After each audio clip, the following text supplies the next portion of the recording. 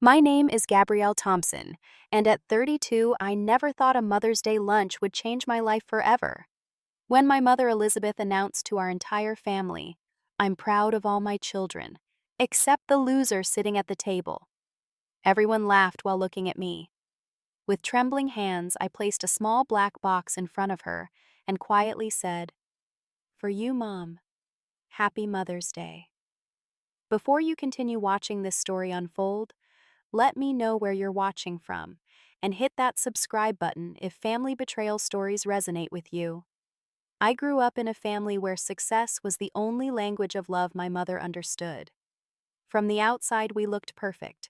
The Thompson family, with our sprawling colonial home in the Connecticut suburbs, private school educations, and annual vacations to exotic destinations. But inside those tastefully decorated walls, we lived in a constant competition for our mother's approval. Growing up as the second daughter among four children, I always felt caught in the middle. My older brother James, now 39, was the golden child, a brilliant surgeon who could do no wrong in our mother's eyes. He inherited her sharp intellect and ambition, becoming the standard against which we were all measured. My sister Audrey, 36, took a different approach to winning maternal approval. As a corporate lawyer with a cutthroat reputation, she matched our mother's steel with her own. They clashed frequently, but in a way my mother respected. Their arguments were battles between equals, and Elizabeth Thompson had always admired worthy opponents. Then there was Tyler, my younger brother, at 29. As the baby of the family and the second son, he had mastered the art of charm. His career as an investment banker impressed our status-conscious mother, and his easy smile often diffused her criticism before it could fully form. And then there was me. From an early age, I showed artistic talent that my practical mother considered useless. "Drawing pretty pictures won't pay the bills, Gabrielle," she would say whenever she caught me sketching. She wanted another doctor, lawyer, or finance whiz, not a creative with dreams of art school. Despite her disapproval, I followed my passion and majored in graphic design. The day I announced my college choice was the day my mother decided I was a disappointment. "I suppose someone has to design the cereal boxes," she had said dismissively at my high school graduation dinner. When I refused to change my major to something sensible like business, she cut me off financially during my sophomore year. I still remember packing my dorm room, tears streaming down my face, wondering how I would pay for next semester. That night changed everything. I got 3 jobs, applied for every scholarship and grant possible, and graduated with honors despite working nearly 40 hours a week alongside my studies. After college, I started my design business from nothing. My first office was a corner of my shared apartment where I worked on a secondhand laptop. I took any job I could get, designing logos for small businesses, creating wedding invitations, and building simple websites. The early years were a constant struggle of ramen noodle dinners and anxiety about making rent. My siblings went on to their prestigious careers with our mother's financial support and connections. James had his medical school paid in full. Audrey never worried about law school debt. Tyler got his first finance job through our mother's country club connections. I built my client list one painstaking referral at a time. Years passed this way, with family gatherings becoming increasingly uncomfortable as the gap between my siblings' obvious success and my modest lifestyle grew wider. Our mother never failed to highlight the disparity, making comments about my hobby while praising my siblings' real careers. But something changed last year. A small design project for a local coffee shop caught the attention of their parent company, and suddenly I found myself with corporate clients. My business expanded rapidly. I hired 2 junior designers and moved into a real office space. For the first time, I was truly financially stable, doing what I loved. My apartment, though still modest compared to my siblings' homes, became a space I was proud of. I decorated it with original art from friends and vintage finds that reflected my personal style, rather than the sterile luxury my mother preferred. It was small but filled with character, just 2 bedrooms in a converted brownstone with high ceilings and wood floors worn smooth by generations of footsteps. Despite my professional growth, my mother's approval remained elusive. At every family gathering, she found ways to minimize my achievements while amplifying those of my siblings. If I mentioned a new client, she would immediately redirect the conversation to James's latest medical breakthrough or Audrey's high-profile court case. When Mother's Day approached this year, I made a decision that in retrospect seems born of desperation. After landing my biggest client, yet a national athletic wear brand, I decided to make a grand gesture. I would give my mother something so impressive that she would finally have to acknowledge my success. I spent weeks researching the perfect gift, finally settling on a luxury car, a Lexus ES in her favorite shade of midnight blue. It cost nearly all my savings, leaving my emergency fund dangerously low. But I convinced myself it would be worth it to finally see pride in her eyes when she looked at me. I arranged for the car to be delivered to the restaurant where we traditionally held our Mother's Day lunch. I had the dealer place a big red bow on it, just like in the commercials. I imagined her face when I would walk her outside and show her my gift. In my fantasy, she would finally hug me with genuine warmth and tell me she was proud of me too. For the actual presentation, I selected a small black velvet box that held the key and the title. I also included a heartfelt letter expressing my gratitude for her raising me to be independent and determined, trying to frame even her coldness as a gift that had made me stronger. I spent hours on that letter rewriting it until every word felt perfect. The night before the lunch, I barely slept, alternating between excitement and anxiety. Would this finally be enough? Would she finally see me?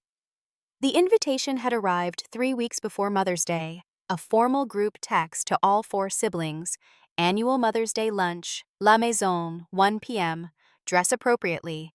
No pleasantries, no personal touch, just my mother's typical efficiency.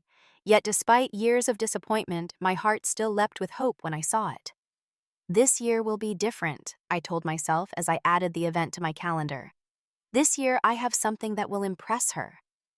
The thought of the Lexus waiting in the parking lot gave me a surge of confidence I had never felt before a family gathering. That evening, I called my best friend Natalie, who had witnessed the aftermath of too many family disasters to count. "Gabby, I know you're excited about the car, but are you sure about this?" Her voice carried the gentle concern of someone who had seen this pattern before. "That's a lot of money to spend on someone who has never really appreciated you." "You don't understand, Nat," I said, pacing around my living room. "This isn't just about the gift. It's about proving to her that I've made it on my own terms, that choosing my own path wasn't a mistake." "I just don't want you to be hurt again," she replied. "Your mom has a pretty consistent track record." "It will be different this time." I insisted, though a small voice inside me whispered that Natalie might be right. I pushed that voice away, determined to believe in my fantasy.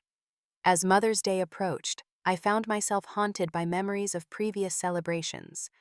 There was the year I gave her a hand-painted silk scarf that she immediately relegated to the donation pile, claiming the colors weren't flattering.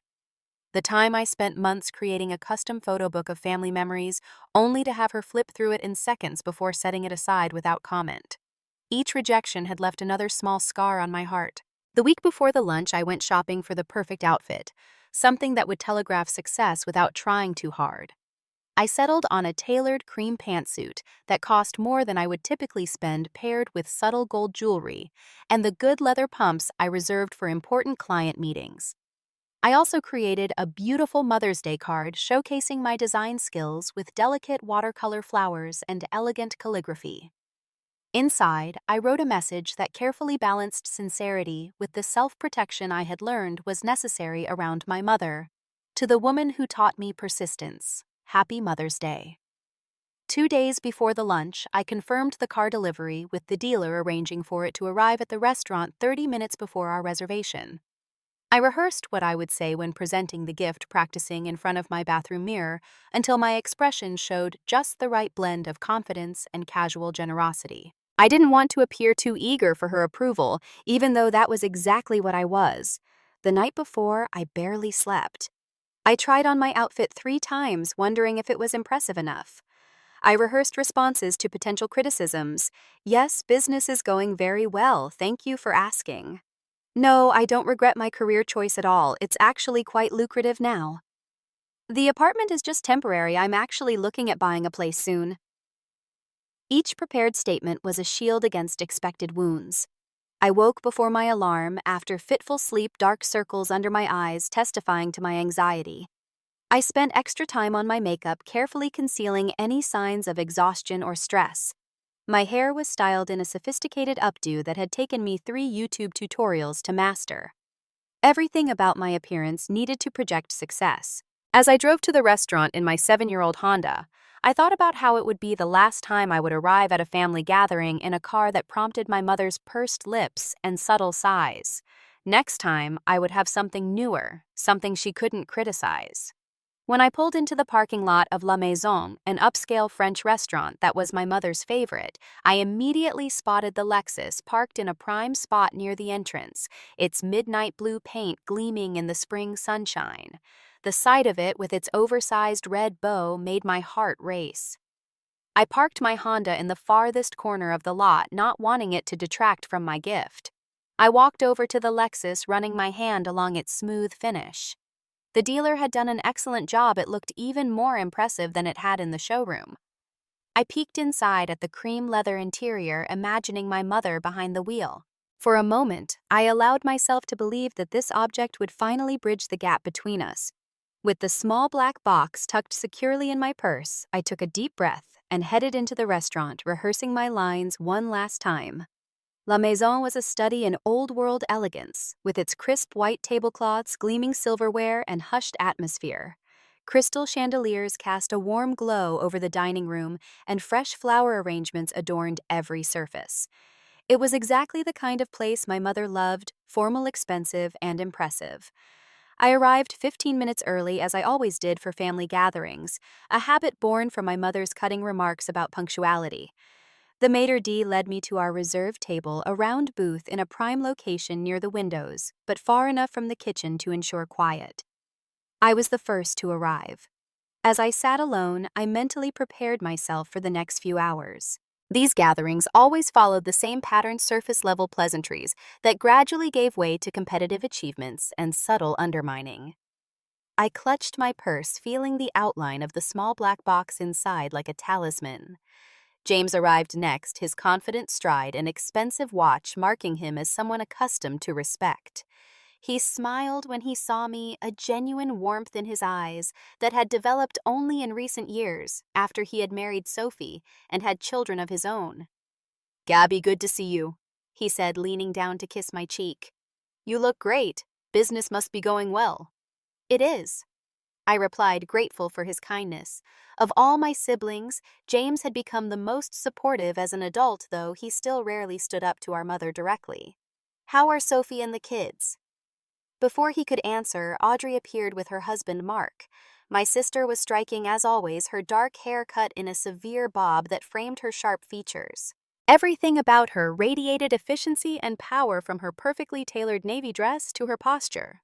"Hello, family," she said, sliding into the booth beside me. Her perfume was expensive and subtle. She looked me over with the assessing gaze I had come to expect. "New suit?" "Yes," I admitted, immediately feeling defensive. "I had a big client meeting earlier this week." Nice," she said in a tone that suggested it was merely adequate. This was typical Audrey, not outright cruel like our mother could be, but always slightly dismissive. Tyler and his girlfriend Jenna were the next to arrive. My younger brother had our father's easy charm, making even the waitstaff smile as he greeted everyone. Jenna was new since our last gathering, a willowy blonde who worked in public relations and seemed slightly overwhelmed by the Thompson family dynamics.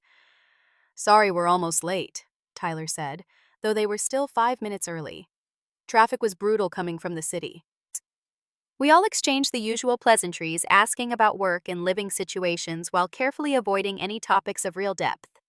This superficial conversation was the warm-up act, everyone saving their real announcements for when our mother arrived. And then, right on time, Elizabeth Thompson made her entrance.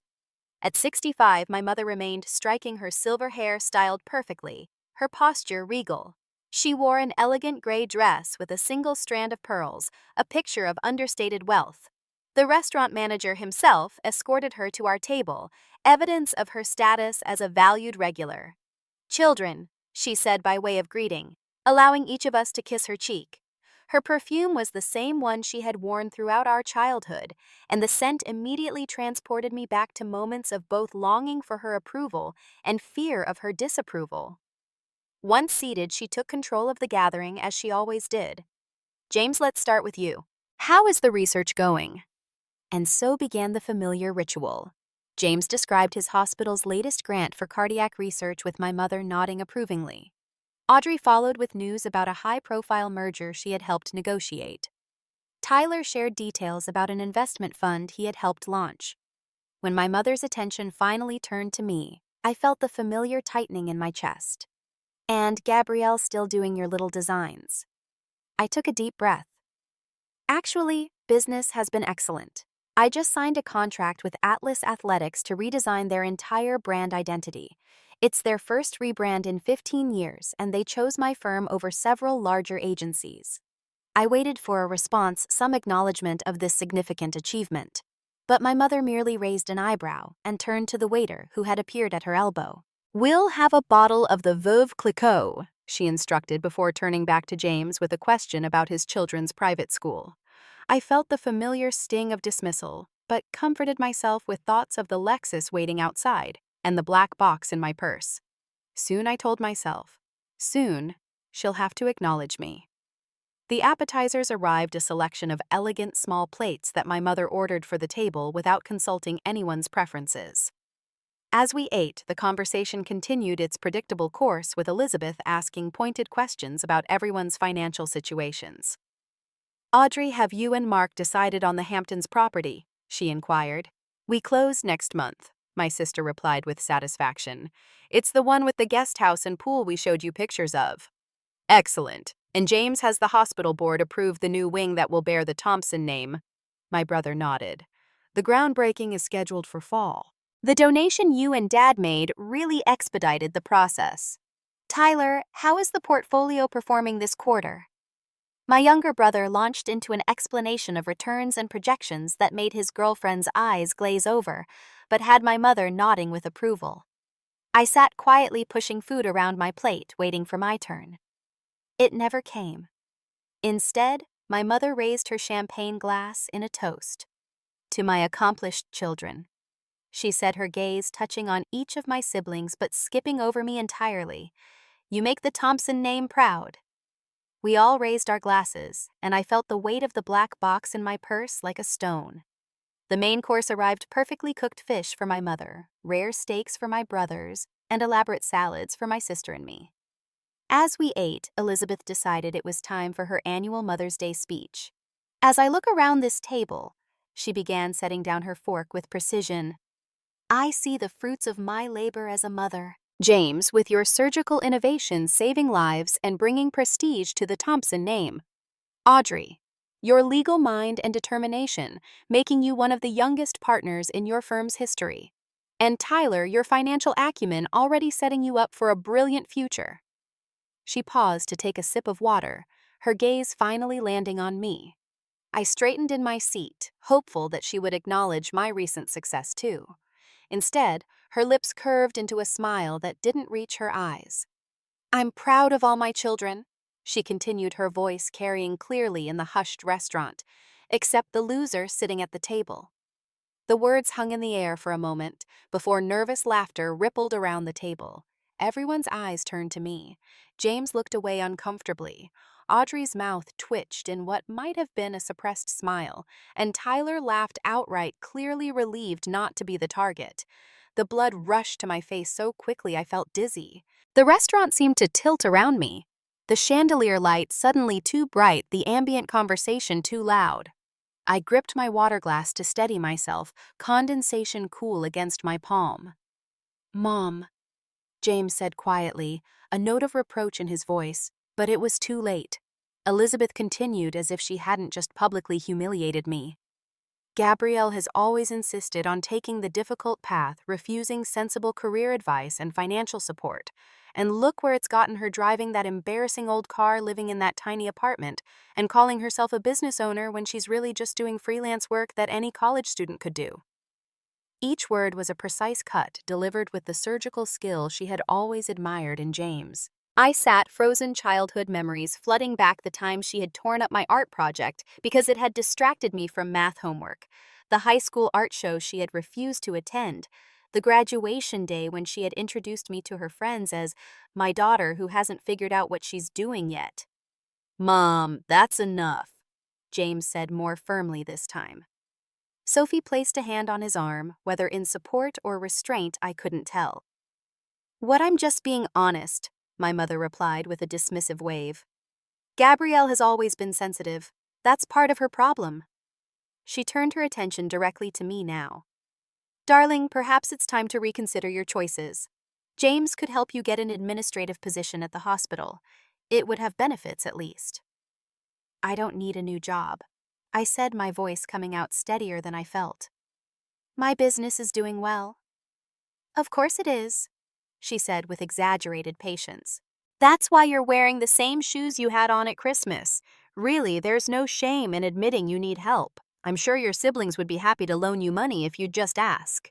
Tyler laughed again, earning a sharp look from James. Something broke inside me in that moment, not loudly or dramatically, but with the quiet finality of ice cracking on a spring day.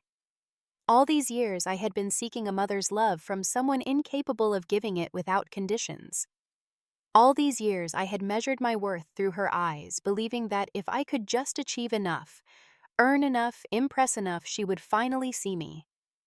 In the clarity of complete humiliation, I suddenly saw the truth. Nothing would ever be enough. No car, no client, no achievement would ever make Elizabeth Thompson proud of a daughter who had dared to define success on her own terms. I looked around at my siblings, James uncomfortable but silent Audrey, watching with clinical interest Tyler openly enjoying my humiliation.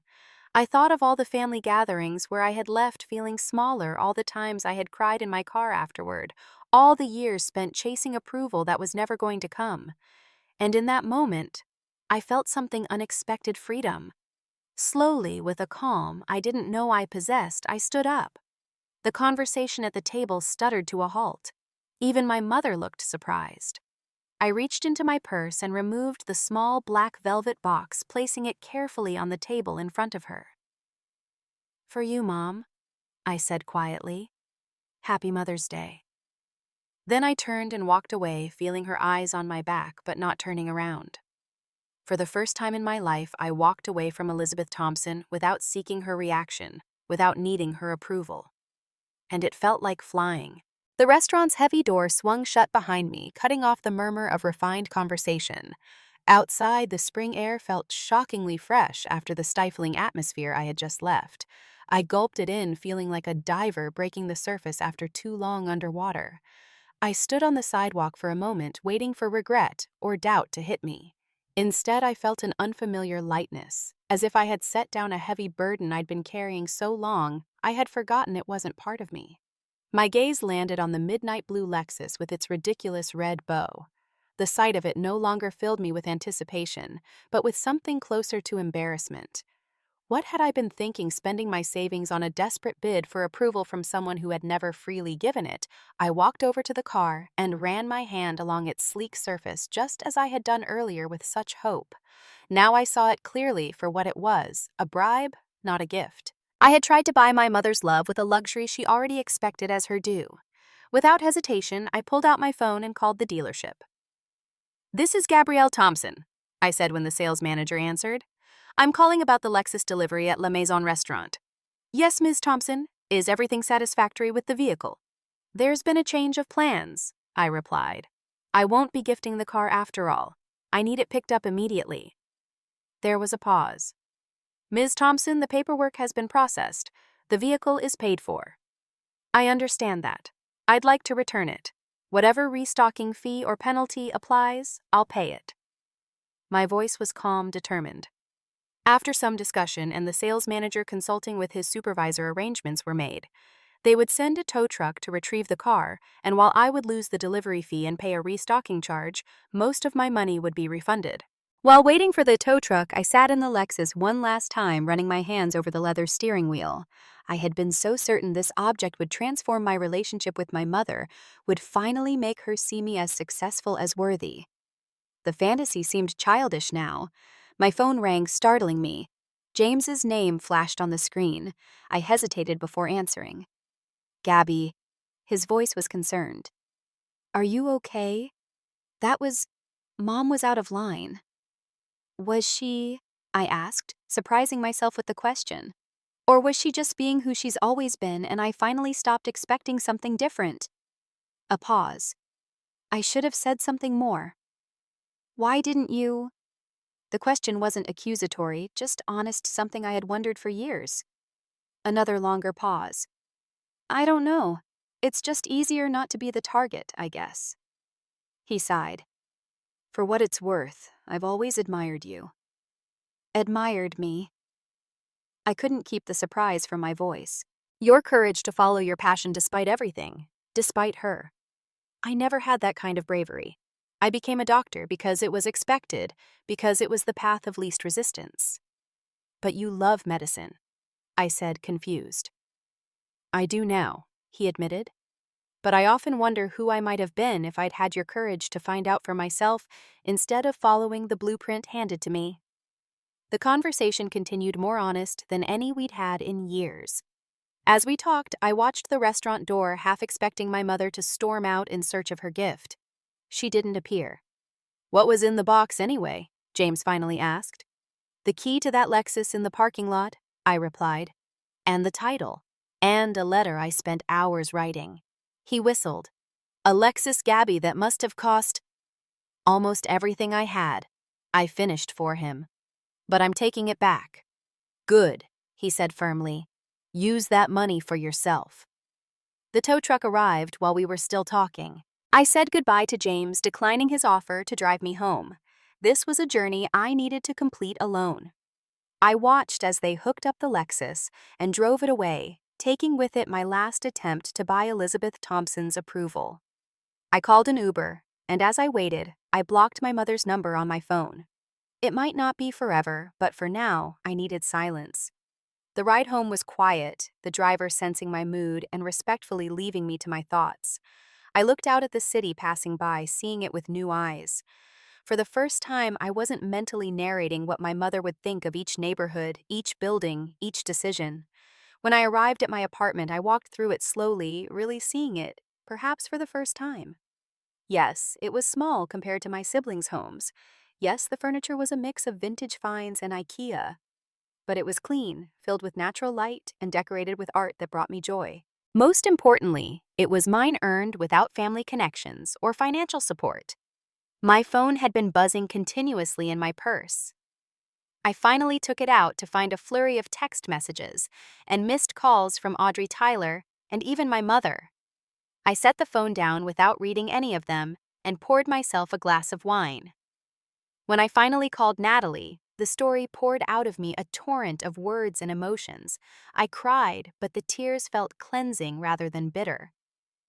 I'm proud of you, she said when I finished. So damn proud. Those simple words, freely given from someone who loved me unconditionally, meant more than all the approval I had ever sought from my mother. That night, I turned off my phone and did something I hadn't done in years. I painted for pleasure, not for a client. I stayed up until dawn, colors flowing from my brush without plan or purpose, creating something that existed solely for the joy of creation. When the morning light streamed through my windows, I looked at what I had made a chaotic, vibrant expression of freedom. The painting wasn't good in any technical sense, but it was honest. I hung it on my living room wall, a reminder of the night I began to break free from the prison of seeking Elizabeth Thompson's approval. Over the next 3 days, I checked my voicemail once.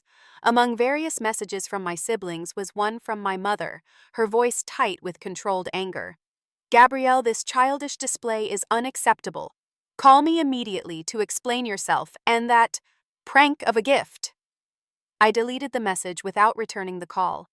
Instead, I focused on my work with a new clarity and confidence, no longer mentally rehearsing how I would describe each project to impress my mother.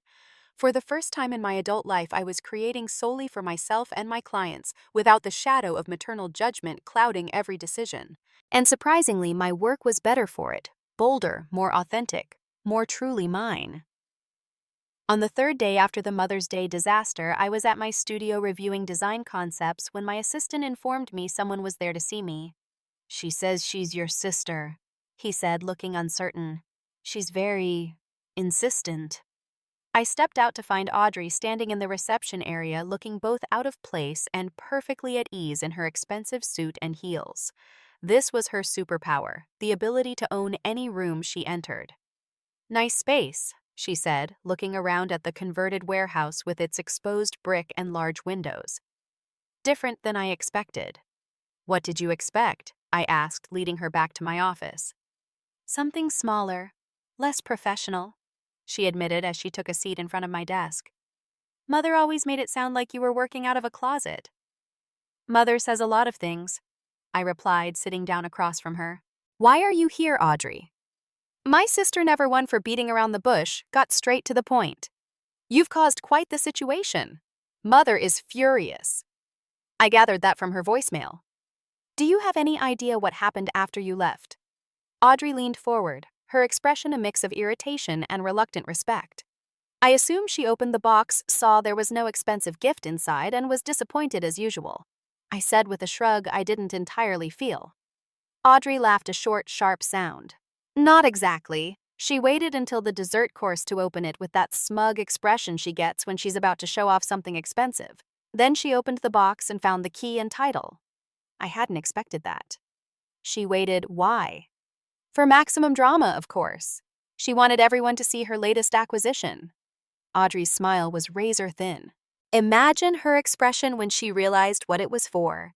And then imagine it changing when the waiter came to tell her someone was towing away a blue Lexus from the parking lot. Despite everything, I felt a flicker of satisfaction at the image. "She had quite the public meltdown," Audrey continued. "Started shouting about ungrateful children and how she'd given you everything." The manager had to ask her to lower her voice. I've never seen her so out of control. I said nothing, processing this information. Elizabeth Thompson losing her composure in public. It was almost unthinkable. "She read the letter too," Audrey added, watching my reaction carefully. "Out loud to all of us with running commentary about how manipulative and dramatic you were being." The thought of my heartfelt words being mocked made my stomach clench, but I kept my expression neutral. "And what did you think about the letter?" Audrey was quiet for a moment, studying me. "I thought it was honest. More honest than anything that's been said in our family in a long time." This wasn't the response I'd expected from my cutthroat sister. "Really?" "Mother's behavior was inexcusable," she said finally. "What she said to you at lunch? It was cruel even for her." Coming from Audrey, who had often been my mother's ally, this admission was significant. "So you came here to tell me Mother had a meltdown?" I asked. "No, I came to understand what's happening with you. This isn't like you, Gabrielle. You've always been the peacekeeper, the one who takes Mother's jabs and comes back for more." I considered her words, recognizing their truth. Maybe I'm tired of peace that only comes at my expense. We talked for over an hour, having the kind of conversation sisters should have, but we never had. I explained how our mother's constant disapproval had shaped my life, my choices, even my self-image. To my surprise, Audrey listened without interrupting, without dismissing my feelings. When I finished, she was quiet for a long moment. "I've never really understood you," she finally said. "I always thought you were weak for letting her comments affect you so much." "And now?" I asked. "Now I think maybe you were the strong one pursuing what you loved, despite knowing it would never win her approval." She looked around my office again, seeing it with new eyes. "You've built something here, haven't you? Something real." "I have," I said, feeling a surge of pride that had nothing to do with my mother's validation. Audrey stood and walked around my office, examining the frame designs on the walls. She stopped at a branding campaign I had done for a boutique hotel chain. "This is good," she said, sounding genuinely impressed. "Really good." "Thank you," I replied, unused to compliments from my sister. She turned to face me. "Some of my clients need rebranding work. I could send them your way?" She said it casually, but I recognized it as the olive branch it was. My first instinct was suspicion. Was this a trap, another family mind game? But looking at Audrey's expression, I saw something I rarely associated with my hard-edged sister sincerity. "I'd appreciate that," I said carefully. But, Audrey, I need to be clear about something. If I'm going to have a relationship with any of you going forward, it needs to be different. I can't keep playing the family game where mother is always right and I'm always lacking. That's fair, she nodded.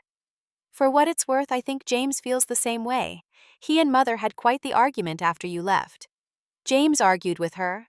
This was unprecedented. My peacekeeping brother avoided conflict at all costs, especially with our mother. He told her she'd gone too far, that she was going to lose you if she didn't change how she treated you. Audrey's lips curved in a small smile. I think seeing you stand up for yourself gave him courage. As Audrey prepared to leave, she paused at the door. One more thing. Tyler's being an ass about all this, completely taking mother's side. Just so you know. I nodded, unsurprised. Tyler had always been the most, like our mother, opportunistic and status conscious. Thanks for the warning. And, Gabrielle, she hesitated, uncharacteristically uncertain. That car. Was it really yours to give? Could you afford it? It was, I admitted. Business has been better than any of you know, but no, I couldn't really afford it. It would have wiped out most of my savings. She shook her head. Then you did the right thing taking it back. She reached into her purse and handed me a business card. This is my personal cell. If you want to talk, well, it's there. After she left, I sat at my desk for a long time, turning her card over in my hands. It wasn't a full reconciliation, but it was a start, something new and fragile sprouting from the wreckage of old patterns. I looked at my latest designs spread across my desk, projects I was proud of, created with skill and passion. For the first time, I didn't imagine showing them to my mother, seeking approval I would never receive. Instead, I saw them for what they were, expressions of my own vision, valuable whether Elizabeth Thompson understood that value or not. I picked up my phone and entered Audrey's number into my contacts. Then, after a moment's hesitation, I unblocked my mother's number. I wasn't ready to talk to her yet, but permanently cutting her off felt like giving her too much power. I was done giving Elizabeth Thompson power over my life. 6 months after the Mother's Day incident, my design business had transformed. Referrals from Audrey had brought in several high-profile clients, and my portfolio now included work for law firms, financial institutions, and luxury brands. I had hired 2 more designers and moved to a larger studio space, a light-filled loft in a trendy downtown area. The space was a significant upgrade from my previous office, but unlike the Lexus, it was an investment I could genuinely afford. The refund from returning the car had become the down payment for a modest but charming condo not far from my new studio, a place that was truly mine with a spare bedroom. I was converting into a painting studio. My relationship with my siblings had evolved in ways I never expected. James and I spoke weekly now, conversations that went beyond surface pleasantries to real connection. He had started bringing his children to visit me, proudly displaying their artwork on his phone and asking my opinion about their creative development. Sophie and I were thinking about art classes for Emma, he said during one Sunday call. She's showing real talent. Who better to ask than my artist sister? The casual acknowledgement of my expertise, the respect in his voice, these were gifts more valuable than any luxury item. Audrey and I had developed a different kind of relationship built on mutual professional respect. We weren't close in the way of sisters who share secrets and clothes, but we had found common ground in our commitment to excellence in our respective fields. She recommended my design services to her colleagues, and I created sophisticated visual identities for her clients. The Marshall Group loved your presentation, she texted after one joint project. Your work made me look good. Dinner next week. Tyler remained aligned with our mother, occasionally sending me messages that alternated between guilt trips and condescension. Mom was just trying to motivate you, he wrote in one text. You've always been so sensitive. The family misses you at Sunday dinners. I didn't respond to these attempts to pull me back into old dynamics. My therapist, a wise woman I had started seeing 2 weeks after the Mother's Day incident, had helped me understand that not all family relationships can or should be saved. Some people are incapable of the kind of relationship you deserve, she had told me during an early session. That doesn't mean you're unworthy of love. It means they're incapable of giving it in a healthy way. Elizabeth's attempts at reconciliation came in the form of expensive gifts delivered to my office: a designer handbag, a gold bracelet, a cashmere sweater. Each arrived with a card that read simply, "From Mother." I returned each gift unopened with a brief note, "No, thank you." The gifts were attempts to re-establish the old dynamic gifts, instead of apologies, objects instead of understanding. I no longer accepted the substitute currency of material things in place of genuine connection. After 3 months of this, I finally wrote her a letter, the most honest communication I had ever offered her. I spent days on it, not from anxiety about her approval, but from a desire to articulate my truth clearly. "Dear Mother," I wrote, "for most of my life I have sought your approval through achievement, believing that if I could just accomplish enough, you would finally see me as worthy of your unconditional love. What I've come to understand is that your love has always been conditional based on compliance with your expectations, rather than acceptance of who I truly am." The incident at Mother's Day lunch was painful, but it was also clarifying. I saw clearly, perhaps for the first time, that nothing I could achieve, no gift I could give, would ever be enough to win the approval I craved. I don't write this to hurt you, but to explain why I can no longer participate in a relationship that consistently diminishes me. If we are to have any relationship moving forward, it must be based on mutual respect and acceptance, not on my endless striving to meet impossible standards. I am proud of the life and business I have built. I am proud of my choice to pursue creative work that brings me fulfillment. I am proud of finally recognizing my own worth independent of your assessment. If you're interested in building a new kind of relationship, one between adult equals, rather than a critical mother and a perpetually disappointing daughter, I am open to that possibility. But it would require acknowledgement of the harm your words and actions have caused, and a genuine commitment to change. The gifts you've been sending cannot substitute for the work of genuine reconciliation. Please stop sending them. With hope for understanding, Gabrielle. I didn't expect a response, and for several weeks, none came. Then, through James, I learned something unexpected about Elizabeth Thompson. She had begun seeing a therapist. "Dad told me," James said during one of our calls. Apparently, she had some kind of breakthrough when she was looking through old family photos and found pictures of her with her own mother. She started talking about patterns and generational trauma. This information gave me a new perspective. Through conversations with my grandmother, I learned about Elizabeth's childhood with a mother who had been even more critical and withholding than Elizabeth had been with me. Understanding this context didn't excuse her behavior, but it helped me see her limitations with more compassion. During this period of separation from my mother, I formed deeper connections with friends who had become my chosen family. Natalie and I established a Sunday brunch tradition, replacing the family dinners I no longer attended. I joined a community of local artists, finding mentorship and camaraderie among people who shared my creative passion. When the holidays approached, I made a deliberate decision to spend them differently. Instead of subjecting myself to the traditional Thompson family gathering with its undercurrent of competition and judgment, I accepted an invitation to join Natalie's large, boisterous family. The contrast was illuminating. In the Winters household, conversations flowed without agenda, compliments were given freely, and differences were celebrated rather than criticized. I watched Natalie's mother fuss over her children and grandchildren with genuine warmth, praising their diverse achievements without comparison or condition. "You're always welcome here, Gabby," Mrs. Winters told me as she sent me home with leftovers. "Any friend of Natalie's is family to us." That simple statement, accompanied by a warm hug, brought tears to my eyes. This was what unconditional acceptance felt like: a gift freely given without expectation of return. After the holiday season, I received a text message that stopped me in my tracks. It was from my mother. "Would you consider meeting for coffee, just the two of us?" I stared at the message for a long time, conflicting emotions swirling within me. Part of me wanted to ignore it to protect the peace I had cultivated in her absence.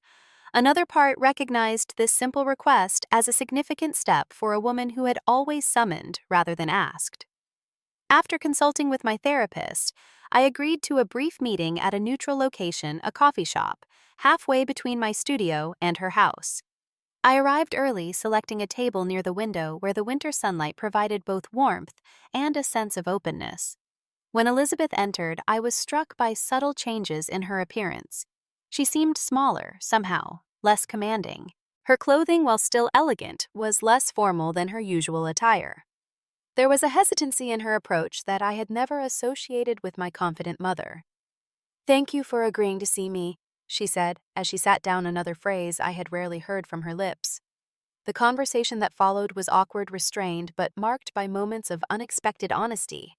She didn't offer a direct apology for her behavior at the Mother's Day lunch, but she did acknowledge that her words had been unnecessarily harsh. "I've been doing some thinking," she said, carefully stirring her tea, "about why I've always been so critical of you in particular." I waited, giving her space to continue. "You remind me of myself," she said finally. "The self I didn't allow to exist. I had artistic aspirations once, did you know that? Before I met your father, before I became Mrs. Elizabeth Thompson." I shook my head, genuinely surprised. This was a side of my mother I had never glimpsed. "My mother convinced me it was an impractical waste of time," she continued, "just like I tried to convince you." She looked up, meeting my eyes directly. "The difference is, you didn't listen. You had the courage I lacked." It wasn't a full reconciliation, not by any means. One conversation couldn't undo decades of damage. But it was a beginning, a crack in the wall that had separated us. As spring approached, bringing with it another Mother's Day, I considered what to do. The previous year's disaster had led to painful but necessary growth. This year, I decided on a simple acknowledgement, a card designed by me with a brief but sincere message. "Thinking of you today, Gabrielle." No extravagant gift, no desperate bid for approval, just an honest expression from daughter to mother. When Mother's Day arrived, I didn't attend the traditional family lunch. Instead, I spent the morning in my painting studio creating for the pure joy of creation.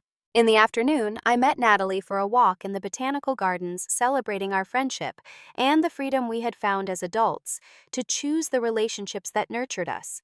My phone rang as we were leaving the gardens. It was my mother.